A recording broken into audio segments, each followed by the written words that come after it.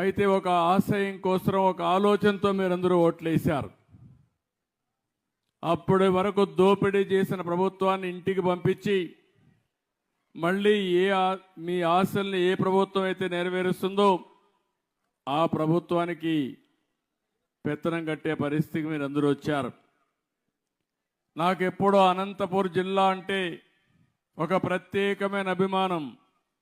అనంతపూర్ జిల్లాలో రాయదుర్గ్ అంటే ఇంకా ఎక్కువ అభిమానం ఉండే నియోజకవర్గం.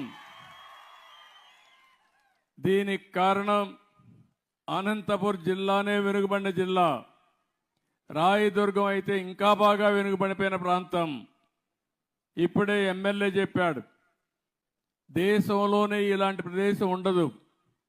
ఒక స్థాయిలో అయితే నేను ముఖ్యమంత్రి 14లో ఈ యొక్క రాయదుర్గ ప్రాంతంలో ఎడారిగా మారిపోతుందంటే ఎడారిగా మారిపోకుండా ఉండడానికి ఏం చేయాలనో అలాంటి కార్యక్రమాలు చేపట్టాను. ఇప్పుడు కూడా ఇప్పుడే చెప్పాడు, మళ్ళీ కొన్ని ప్రాంతాల్లో ఎడారి సూచనలు ఉన్నాయని చెప్పారు. నేను ఒకటే చెప్తున్నా, ఎడారి కానీయను, ఈ రాయదుర్గని అన్ని విధాలా ఆదుకొని మీ జీవితాల్లో వెలుగు తీసుకొచ్చే బాధ్యత మేము తీసుకుంటామని చెప్పి కూడా నేను మీకు తెలియజేస్తున్నా. అందుకని ఆ రోజే మొత్తం మీరు చూస్తే ఒక్క అంద్రి నీవా పైన 4,500 కోట్లు ఖర్చు పెట్టాం. రాయలసీమలో 12,500 కోట్ల రూపాయలు ఒక్క ఇరిగేషన్ కోసం ఖర్చు పెట్టాం.